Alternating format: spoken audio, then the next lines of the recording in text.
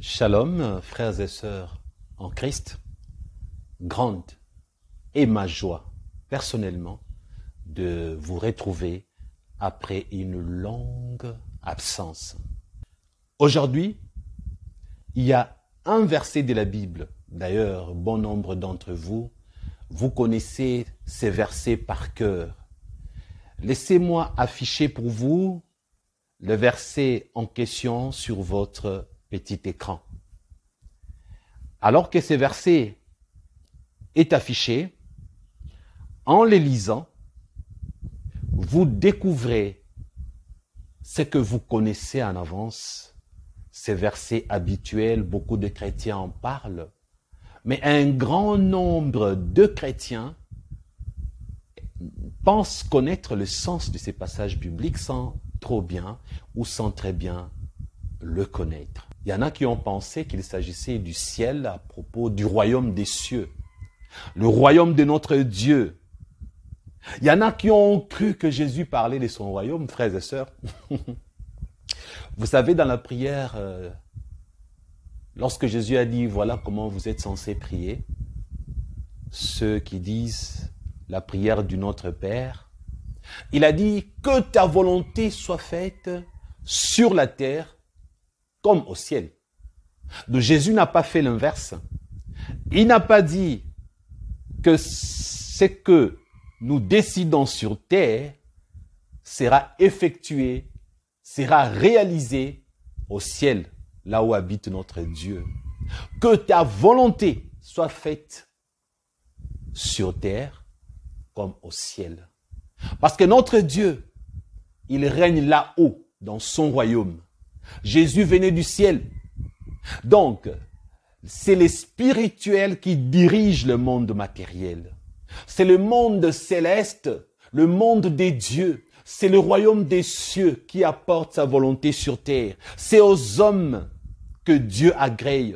C'est à ceux qui acceptent Jésus comme Seigneur et Sauveur, à qui Jésus a dit, priez, dites que ta volonté soit faite sur la terre comme au ciel. Parce que les anges de Dieu font la volonté de Dieu. Satan s'est rébellé et a été chassé du ciel parce que il ne voulait pas faire la volonté de Dieu. Donc que la gloire manifeste de Dieu, la volonté divine qui s'est faite là au ciel, puisse se faire sur terre. Voilà pourquoi dans la prière du Notre Père, Jésus a dit que ta volonté soit faite sur la terre comme au ciel. Donc nous les enfants de Dieu, nous sommes invités à faire la volonté de Dieu comme elle est faite au ciel. Maintenant, dans le passage où Jésus dit, ce que vous lierez sur la terre sera lié au ciel. Il ne parle pas du royaume des cieux, de son Père, parce que notre Dieu n'est pas soumis à ce que nous décidons sur terre. Notre Dieu ne décide pas en fonction de nous. Notre Dieu n'est pas soumis à notre volonté. Ah!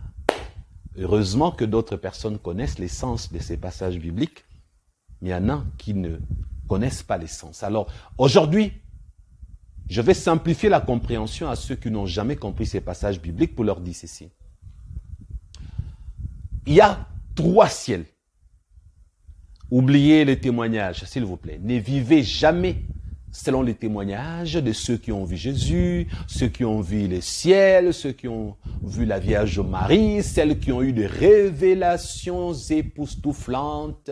J'ai vu, j'ai vu, j'ai vu, j'ai vu. Aujourd'hui, l'église corps de Christ est dirigée par j'ai vu. Aujourd'hui, beaucoup d'hommes et de femmes, elles vivent selon j'ai vu. Sur YouTube aujourd'hui, il n'y a que de témoignages de j'ai vu, j'ai vu. Mais que dit Jésus? Là, Jésus dit ceci. Heureux ceux qui croient sans avoir vu. Saint Thomas voulait voir la résurrection de Christ. Il voulait voir le corps ressuscité de Jésus avant de croire en sa résurrection. Et Jésus a blâmé ses comportements. Il a généralisé en disant heureux ceux. Là, il n'a pas mentionné que Saint Thomas. Il a dit à tout le monde, vous serez bénis, vous serez heureux si vous croyez sans avoir vu. Parce que notre Dieu ne fonctionne pas avec le visuel. La foi, ce n'est pas en fonction de ce que l'on voit. La foi, c'est croire sans voir. Donc aujourd'hui, vous dites que vous avez la foi. Non, vous n'avez pas la foi. Parce que vous croyez ce que vous avez vu. Et vous dites, moi je crois ces témoignages parce qu'il dit qu'il a vu. Celui qui a dit qu'il a vu, le connais-tu? Là, dans sa maison, lorsqu'il a la fièvre, là, dans sa toilette, passez-moi vraiment cette expression, hein, c'est un exemple un peu grossier, mais pour que vous puissiez comprendre. Celui qui vous dit qu'il a vu Jésus là, il fait aussi popo comme vous.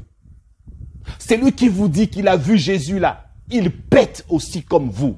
Permettez-moi de parler ainsi de vérité biblique, mais il y a des exemples terre à terre apparemment grossiers qui vont vous aider à comprendre. Lorsque nous étions enfants, nous pensions parfois que nos papas, nos mamans ne faisaient pas popo, ne pétaient pas, n'est-ce pas? Nos parents étaient spéciaux. Qui pouvait imaginer son père en train de faire caca? Personne. Mais en grandissant, nous nous sommes rendus compte qu'on s'est trompé. Papa fait aussi popo. Maman aussi fait caca, n'est-ce pas?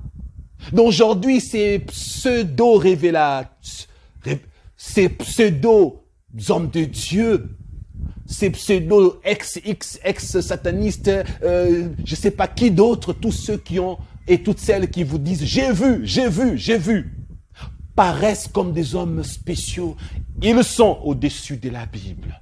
On les écoute plus qu'on écoute la parole de Dieu. On croit en eux et en elles plus qu'on croit la Bible. Aujourd'hui, vous vivez en fonction de ce que les autres ont vu. Parce qu'ils ont vu. Ils ont dit qu'ils ont vu. Mais excusez-moi, je ne fais que vous le répéter. Ce sont des hommes et femmes comme vous et moi. Ils ne sont pas spéciaux. Ils se font spéciaux par ce qu'ils vous disent. Ils ne sont pas extraordinaires.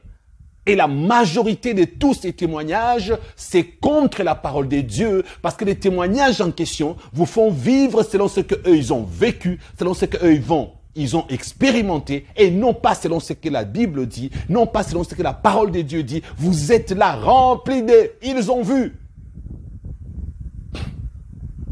Et j'ai mentionné cet aspect pour vous dire, puisque vous croyez trop à ce que les autres disent qu'ils ont vu, ils ont vu 7 ciels. Ils ont vu 5 cieux. Ils ont vu le diable qui a 1000 royaumes. Les diables à 40 royaumes. Les diables à beaucoup de monde. C'est ce qu'ils disent. Et puis il y en a qui disent non, la Bible n'a pas dit, mais nous avons la révélation. Aucune révélation n'est plus forte que la parole de Dieu.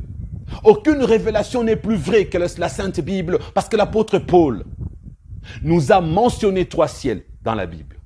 L'apôtre Paul reconnaît le ciel naturel parce que dans ses évangiles, lorsqu'il parle, il a mentionné un ciel en le nommant 3e ciel. Le verset sera affiché, ne vous inquiétez pas. Et lorsque l'apôtre Paul parle du 3e ciel, il parlait du royaume de Dieu. Et souvenez-vous, lorsqu'on parlait du roi de Tyr dans Isaïe, souvenez-vous dans l'Ancien Testament, lorsqu'on a mentionné Satan, il est dit de Satan qu'il voulait établir son trône au-dessus des étoiles de Dieu. Autrement dit, il voulait être au-dessus de Dieu. Mes frères, celui qui est au-dessus, c'est le supérieur. Celui qui est au-dessus, c'est lui, le puissant. Or, Satan n'a pas réussi. Il y a eu combat. Il a été chassé du ciel parce que au-dessus de Dieu, il n'y a personne. D'ailleurs, la Bible dit lorsque Dieu a voulu jurer, faire un serment pour faire une promesse, il a juré en son propre nom parce qu'au-dessus de lui, il n'y a personne. Autrement dit, si Dieu habite le 3e ciel, que l'apôtre Paul reconnaît comme étant 3e, parce que lorsque l'apôtre Paul écrit sur le 2e ciel, vous verrez plus tard dans un autre enseignement, en parlant des esprits des airs, l'ennemi Satan a placé son royaume entre le ciel des hommes et le ciel des dieux. Donc le diable est au milieu des 2 cieux, ou on peut dire 2 ciels. Le ciel des hommes est là. Là, c'est le ciel des hommes. Là, c'est le ciel des dieux. Et le diable est au milieu. Il s'est interposé. Il s'est intercalé. Pourquoi s'est-il mis au milieu? Pour pouvoir gérer ce qui se passe entre les hommes et entre Dieu. Et Jésus, sans mentionner 1er ciel, 2e ciel, 3e ciel, il s'est contenté de dire « Ce que vous lierez sur la terre sera lié au ciel ». De quel ciel parlait Jésus? Il parlait du ciel de Satan. Vous comprenez maintenant, frères et sœurs? Il parlait du ciel de Satan. Et lorsque l'apôtre Paul dira, je connais un homme qui a été enlevé jusqu'au 3e ciel pour que tu passes, que tu ailles jusqu'au 3e ciel, l'apôtre Paul est en train de nous donner une information indirecte en disant, j'ai dit 3e parce que sachez que notre ciel à nous les hommes c'est le 1er ciel, celui de Satan c'est le 2e et celui de Dieu c'est le 3e. C'est comme ça que nous connaissons qu'il y a 3 ciels. Qui dit 3 ciels, si vous mettez au pluriel, en parlant votre français, 3 cieux, si vous voulez. Cela sous-entend 3 royaumes. Vous entendez, frères et sœurs? Ou je dirais 3 mondes. Parce que regardez, en dessous du 1er ciel, il y a le monde des humains, la terre. Or, le monde a 5 continents. Or, le monde a plusieurs royaumes. Vous comprenez? Mais pas un seul président, pas un seul roi. La subdivision de la terre est différente de celle du monde placé au 2e ciel où habite Satan. On ne dit pas le monde de Satan, mais on l'appelle autrement le monde des ténèbres. Et lorsqu'on dit le monde des ténèbres, comprenez à présent, frères et sœurs, quelqu'un s'est posé la question, mais la Bible dit que le diable a été chassé sur la terre. Au fait, lorsque Dieu l'a chassé, Dieu ne lui a pas autorisé d'être entre lui et les hommes. Parce que Dieu n'a jamais créé l'homme pour Satan. Il a créé l'homme à son image. Mais qu'est-ce que Satan a fait? Au jardin d'Éden, Satan est venu encore s'interposer entre l'humain et le divin. C'est ainsi qu'en le chassant, il s'est retrouvé chassé sur la terre, mais pas sur la terre du monde matériel, le nôtre. Parce que ce que les gens n'ont jamais compris, Satan n'est pas humain, Satan est esprit. Ceux qui ont cru que c'est Satan qui est, lorsqu'il a été chassé, il a rendu le monde chaotique. Il y avait une création de Dieu à l'époque, il y avait des êtres sur terre, c'est Satan en descendant, il est venu en catastrophe, les dinosaures ont été pulvérisés, il y a eu... C'est faux. Parce que le diable est dans la dimension spirituelle, il n'a pas le corps matériel. Le combat s'est fait entre les esprits. Et lui, c'est son esprit qui s'est retrouvé sur terre. Et lorsqu'on dit sur terre, cela veut dire dans la dimension spirituelle. Et même s'il y avait des humains, ils ne pouvaient pas être pulvérisés par la présence de Satan. Ils ne pouvaient même pas le voir avec ses démons. Vous comprenez à présent? Alors comprenez que l'ennemi chassé s'est dit, je veux m'installer quelque part. Alors il a préféré être entre le ciel des hommes et le ciel des dieux. Là au milieu. C'est ainsi que Jésus en parlant, il dit, ce que vous lierez sur la terre. Ce que Jésus nous fait comprendre, c'est ceci. Dans la prière du Notre Père, que ta volonté soit faite sur la terre comme au ciel. Parce que la terre des enfants de Dieu, les enfants de Dieu, nous vivons selon la volonté de Dieu, selon sa parole. Alors nous cherchons à faire la volonté divine qui est dans son royaume, ici-bas sur terre. Voilà pourquoi il est dit, l'amour de Dieu consiste à mettre en pratique ses commandements, et ses commandements ne sont pas pénibles. Maintenant, Jésus nous a parlé ici d'une dimension que beaucoup de chrétiens négligent. C'est là où je vais insister. Le ciel dont parle Jésus, beaucoup de chrétiens négligent ces ciels-là. Les ciels du diable, le 2e ciel. Jésus n'a pas voulu décortiquer les ciels du diable. Jésus n'a pas voulu donner des détails. Mais Jésus sait que par l'Esprit de Dieu, nous connaissons les desseins de Satan. Comme l'apôtre Paul dit, nous n'ignorons pas les desseins du diable. Celui qui a le Saint-Esprit n'a pas besoin des pseudo-révélations des apôtres, n'a pas besoin des révélations des ex-satanistes, n'a pas besoin de beaucoup qu'on lui bombarde des révélations sur le monde des ténèbres, sur la fin de temps. Celui qui a le Saint-Esprit a la révélation du Saint-Esprit contre le monde des ténèbres. Celui qui a le Saint-Esprit a des révélations sur le ciel de Satan. Et voilà, Jésus en disant, ce que vous lierez sur la terre sera lié au ciel, parce qu'il avait dit, toute autorité lui a été donnée à lui parce qu'il a été élevé. Et qu'est-ce qu'il a fait? Il nous a donné toute autorité. Nous sommes plus que vainqueurs en Jésus. Il est en train d'informer. Vous, l'Église corps de Christ, je vous donne l'autorité de décider ici sur terre ce qui va se passer dans le royaume de Satan. Jésus communique à l'Église corps de Christ. Vous, enfants de Dieu, je vous donne l'autorité sur terre de décider ce qui doit se passer dans le deuxième ciel du diable. Jésus nous informe que par sa mort à la croix, il nous a donné son nom, le nom le plus puissant, le nom de Jésus, que nous sommes censés prendre et utiliser pour délier ce que Satan a lié là, dans le deuxième ciel. Ces mondes de ténèbres, où Satan, lorsqu'il regarde sur terre, il écrit les scénarios, il décide les événements sur terre, il mentionne les détails, il veut dominer parce qu'il est le prince de ces mondes. L'ennemi Satan, le monde entier est sous sa puissance. Pourquoi? Pour ceux qui n'ont pas Jésus, ils sont dominés par Satan.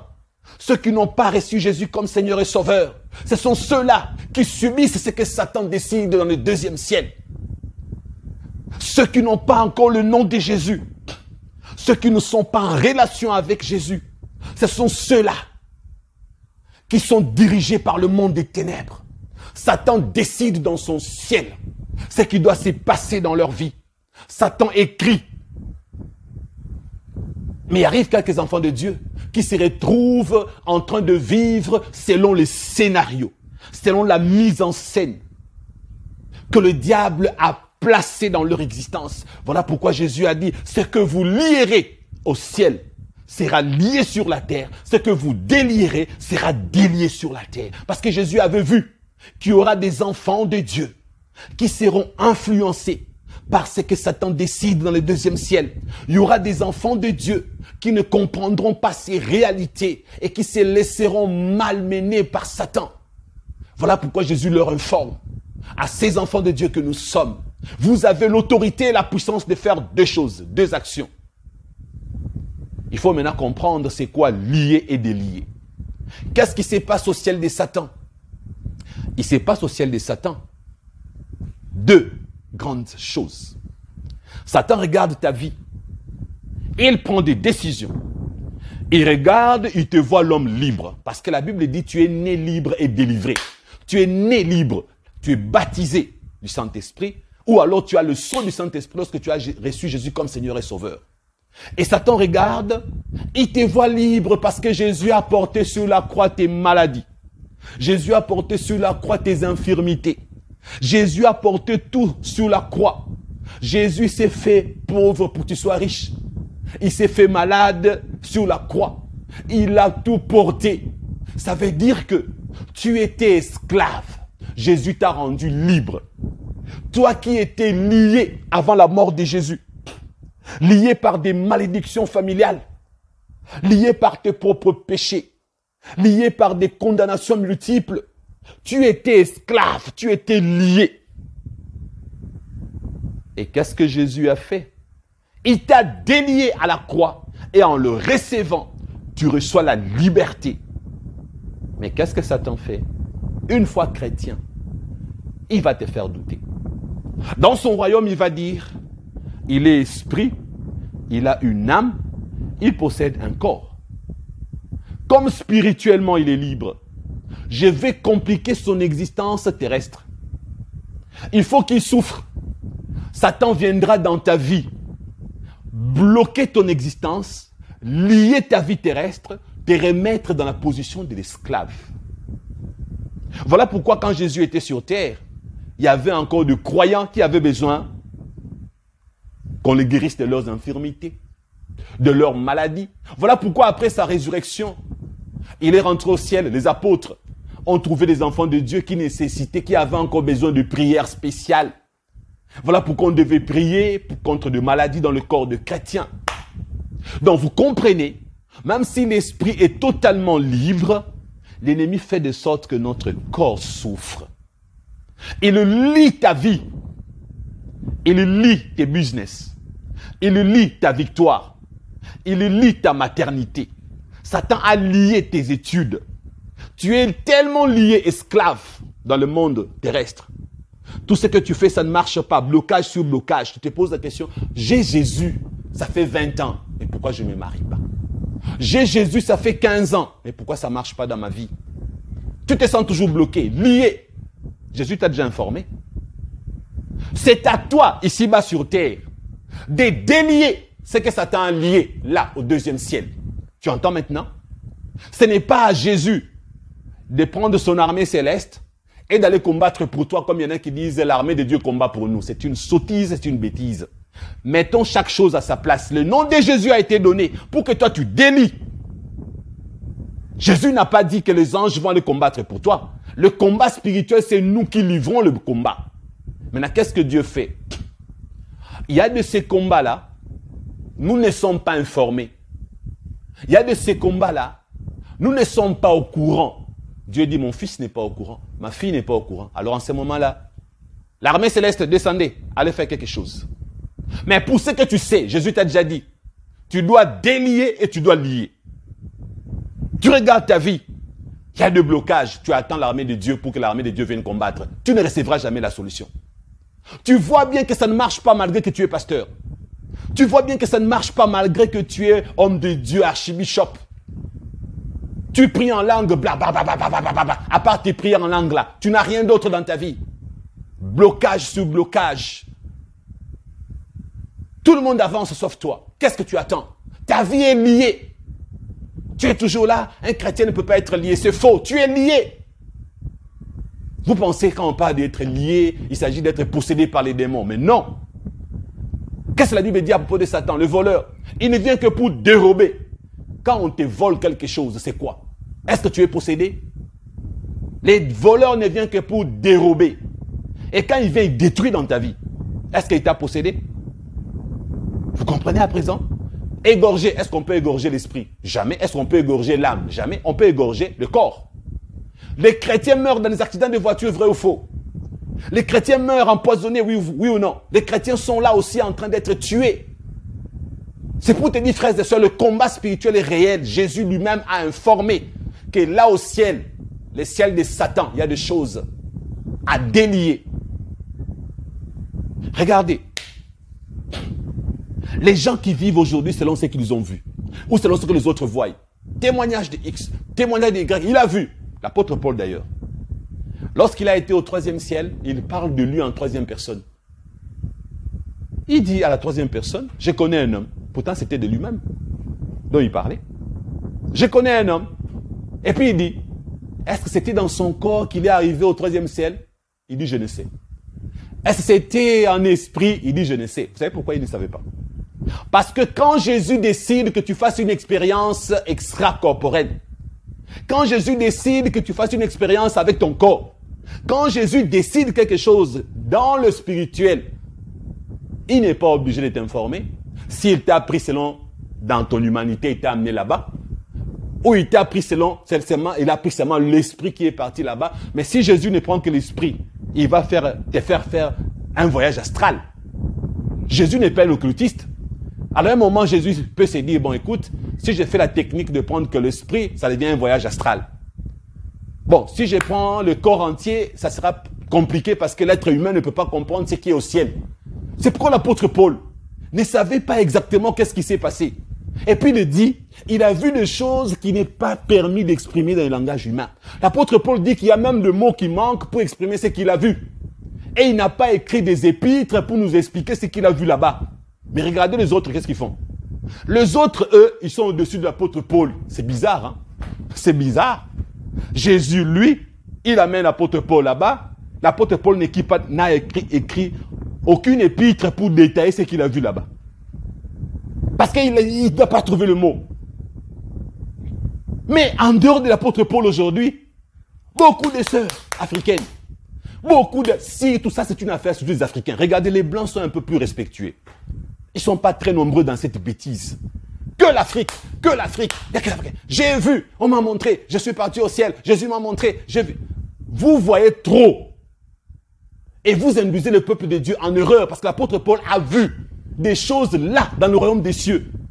Mais il n'a pas su dans quelle dimension. Et il n'a pas trouvé le mot. Regardez Jean. L'apôtre Jean, lui, on ne l'a pas enlevé pour aller voir. L'Apocalypse commence comme suit. Révélation de Jésus-Christ. Ce n'est pas révélation de Jean. C'est Jésus, lui, qui prend sa révélation. Il le transmet à l'apôtre Jean. Et il dit à Jean, parle-en. C'est une révélation de Jésus. Il lui montre des choses. Et il lui donne le sens pour que Jean transmette. Et Jean n'a pas tout compris. Et jusqu'à aujourd'hui, vous et moi n'arrivons toujours pas à tout comprendre, n'est-ce pas? Donc vous voyez pour Jean, qui a reçu dans un langage au moins où il peut communiquer, et il voyait des êtres, il dit, cet être ressemblait à un lion, à un ours, il y avait un dragon, la bête qui monte de la mer. Au moins il y avait des langages humains pour expliquer ce que Jésus lui a donné dans le spirituel. Alors regardez, Satan, qu'est-ce qu'il fait? Quand il s'est fait passer pour Jésus, pour ceux-là qui aiment toujours voir, Satan s'occupe d'eux. Beaucoup de révélations parlant de Jésus ne viennent pas de Jésus, ça vient de Satan. Beaucoup de ces témoignages où Jésus a dit « je reviens bientôt », ça ne vient pas de lui. Satan s'est fait passer pour Jésus. Comme la Bible dit, Satan s'est déguisé en ange de lumière. Ça veut dire qu'il s'est fait passer pour un ange provenant de Dieu. Satan s'est fait passer pour Jésus plusieurs fois. Il vient au nom de Jésus. C'est dans le contenu de ce que Jésus t'a montré qu'on sait que ce n'était pas Jésus. C'est dans le contenu qu'on se rend compte qu'il y a des choses qui contredisent la parole de Dieu. Et là, on comprend que ce n'est pas Jésus. Il ne peut pas se contredire. Parce que Satan, qu'est-ce qu'il fait? Il veut que tu reçoives la gloire lorsque tu vas témoigner. Tu viens là, moi, X, Christian Ben Boulba, je suis parti au ciel, j'ai vu, on m'a montré. Et là, quand les gens me regardent, oh, il est merveilleux, Christian, pas vrai? Les témoigneurs d'aujourd'hui, ils reçoivent toute la gloire avec eux. Ils sont là, on le regarde, ils deviennent spéciaux. On leur envoie de l'argent, des dîmes faramineuses, on envoie des offrandes, des dons. Il est là, bien habillé en costume, cravate. Il roule avec Range Rover, nouvelle série de 2024. Alors qu'on est en 2023. Et vous ne comprenez jamais. Donc Jésus, tout ce qu'il manque à faire, c'est de sauver les âmes. Tout ce que notre Jésus a à faire, c'est enrichir les témoigneurs. Est-ce que vous réfléchissez? Tout ce que Jésus a à faire, c'est leur faire porter des beaux habits. Alors que quand il parlait de Jean-Baptiste, il a posé la question, qui êtes-vous allé voir? Quelqu'un remplit des habits spéciaux, des habits somptueux? Regardez les hommes de Dieu de la Bible. Ils étaient là, toujours parfois mal habillés. Ils étaient là, simples, ordinaires. Mais les hommes de Dieu d'aujourd'hui, les pseudo-hommes de Dieu, le grand prophète, aujourd'hui, c'est l'extérieur. Aujourd'hui, ils vivent dans ces mondes comme si le monde ne passera pas. Et ils vous remplissent des révélations pour que vous ayez envie de vivre encore sur terre. Vous êtes aveuglés. Tous ces témoignages, ces prophéties, ces révélations ne viennent pas de Dieu, la majorité en tout cas. Parce que Satan, qu'est-ce qu'il fait? Il te donne envie de témoigner pour que tu reçoives la gloire. Il donne aux autres envie de t'écouter parce qu'ils écoutent des choses extraordinaires. Et à la fin, tu n'es pas sauvé. À la fin, tu n'es pas libéré. C'est lui qui s'enrichit. Tu t'appauvris pour lui, tu lui donnes tout ton argent. Lui, il est là plus riche que toi, n'est-ce pas? Tu deviens vache laitière. Parce que si ça marchait dans ta vie, tu n'auras même pas le temps de le suivre. Si tes business marchaient, tu seras tellement busy. Tu seras tellement occupé dans les chiffres, l'administration de l'entreprise, tu n'auras pas le temps d'être là sur YouTube, en train de gober ces témoignages, en train de gober les révélations. Souvent, les gens qui ont tous ces temps, des chômeurs, tu as fait un petit business, tu as gagné un peu d'argent, tu lui donnes encore. Et après, quand tu manques à faire, tu es là, en train de gober. Les gens qui travaillent n'ont pas le temps à gaspiller. Ils ont peu de temps, alors ils choisissent les choses les plus importantes. Parmi les choses les plus importantes, passe du temps dans la prière. Prends le temps de lire ta propre Bible. Alors je disais, ceux qui voient aujourd'hui ne vous remplissent pas de la foi. Tu ne peux pas avoir la foi en fonction de la vue. Thomas n'a pas eu la foi parce qu'il a vu Jésus ressuscité.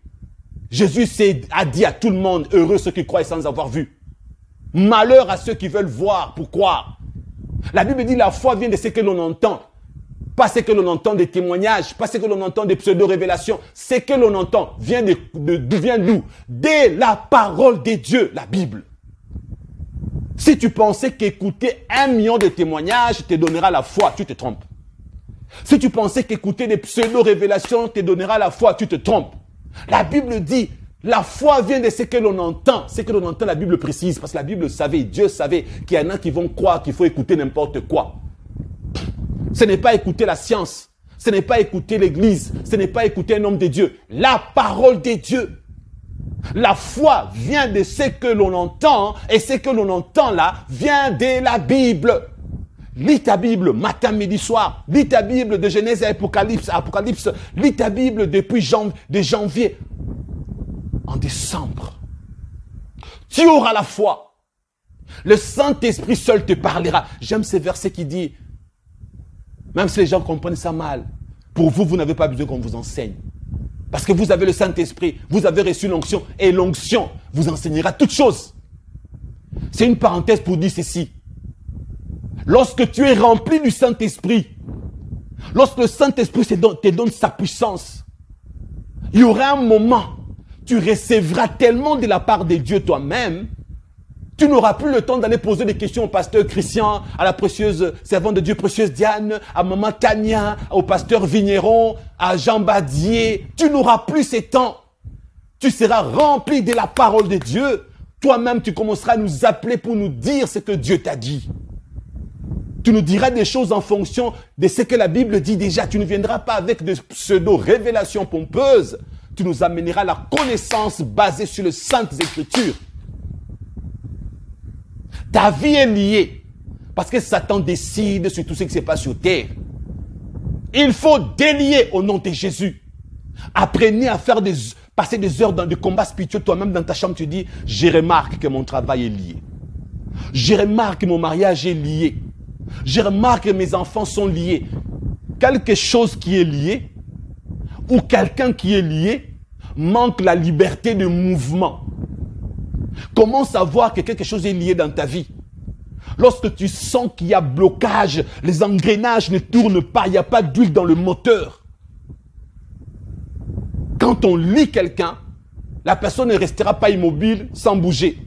La personne peut essayer de bouger, peut essayer, mais impossible de marcher, impossible de sauter, impossible de courir, parce que lorsqu'on est lié, on peut bouger sur soi-même, mais on ne peut pas aller de l'avant. Tout ce que vous lierez sur terre sera lié au ciel de Satan.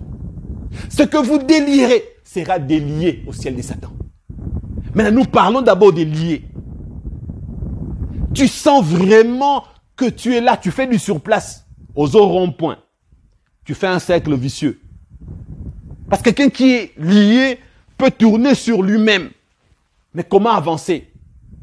Un business lié ne peut pas aller de l'avant. Tes enfants liés ne peuvent pas réussir dans leurs études. Ton mariage lié aura toujours problème sur problème. C'est là où tu prends autorité au nom de Jésus. Tu dis, j'ai délie ma vie. J'ai délie mon travail. Toi, Satan, je sais, je n'ai pas besoin de détails. Je sais que tu as bloqué. Je sais que tu as lié. Et tu commences à délier. Et Jésus t'a dit, c'est que tu vas délier sur terre.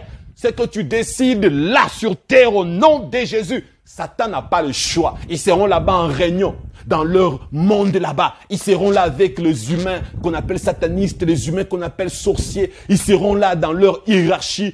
Ils sont là en train de travailler ou de parler, je ne sais quoi. Et puis pouf, ils sursautent. Mais qu'est-ce qui se passe? Regardez. Mais cette personne vient d'être déliée. Regardez. Ces marchandises viennent d'être déliées. La douane ne peut plus sévir cet homme. Mais regardez, il n'y a plus blocage. Nous, on avait tout lié.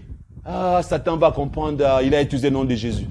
Il a ordonné. Mon peuple périt par faute de connaissance, dit la parole de Dieu.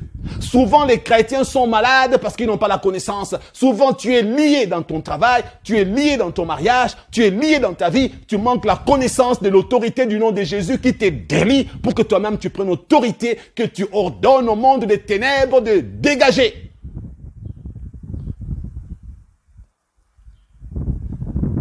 Si ce sont tes parents qui t'ont lié, si ce sont le marabout qui t'ont lié, si ce sont le magicien, gloire à Dieu. Moi, je les acclame. Il faut parfois acclamer Satan. Il faut acclamer Satan. Bravo, bravo Satan. Parce que si Satan ne lit rien, tu vas chômer, tu n'auras pas du boulot. Jésus t'a donné un travail. Le travail de dégager le monde des ténèbres. Le travail de détruire les œuvres du diable. Parce que le Fils de Dieu, la Bible dit, a apparu pour détruire les œuvres du diable. Nous aussi, armons-nous de la même pensée. Nous sommes là. Nous sommes de bombes. Nous sommes de missiles. Et nous chômons. Il y a des gens qui ont des bombes atomiques spirituelles qui chôment. Il y a des gens qui ont des missiles qui chôment. Il y a des gens qui ont des grenades qui chôment.